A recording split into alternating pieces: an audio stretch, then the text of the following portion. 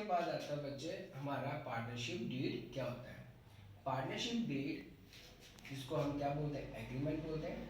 Partnership deed is an instrument, draft form में होता है एंड साइन बाय पार्टनर। सभी पार्टनर्स पर क्या करते हैं, साइन करते हैं। और इसमें डिफाइन क्या किया जाता है, वेरियस रूल्स एंड रेगुलेशन बताई जाती है किसकी, ऑफ द फॉर्म। फॉर्म कौन सी, पार्टनरशिप में। तो इसमें क्या क्या रूल्स होंगे, क्या क्या रेगुलेशंस होगी जो पार्टनर को अपने पार्टनर को एक्सेप्ट करनी ही करनी है। Partnership deed is not required under the law. Partnership जो है डीड जो है इतनी जरूरी नहीं होती कि पार्टनर में अगर एग्रीमेंट होगा तभी पार्टनर कंटिन्यू करेंगे। लेकिन मैंने आपको यही बोला कि पार्टनरशिप एग्रीमेंट होगा तो कुछ ऐसे टाइम आता है, ऐसा प्रोसीजर होता है जहाँ पर हम इजी से उसको रूल्स को फॉलो कर सकते हैं।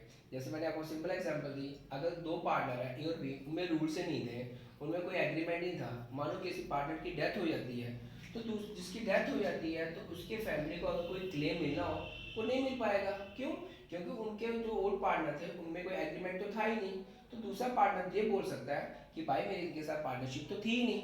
तो उस केस में हम ये कह सकते हैं कि पार्टनरशिप का एग्रीमेंट का होना जरूरी है।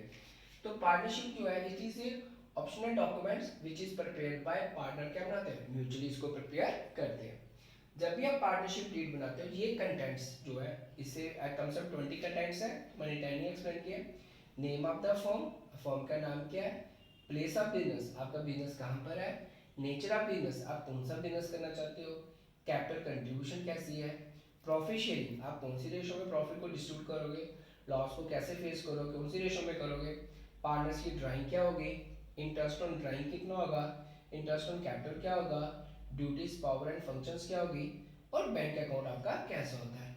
इन सब के कंटेंट्स को फिल करने के बाद फिर पार्टनर के बीच में एग्रीमेंट हो जाता है। इसी चीज को क्या बोलते हैं बच्चे, पार्टनरशिप डीड बोलते हैं। तो पार्टनरशिप डीड ये हो गया कंप्लीट। अब उसके बाद हमारे चैप्टर स्टार्ट होते हैं। पहला चैप्टर जो आता है वो आता है इंट्रोडक्शन ऑफ पार्टनरशिप आती है।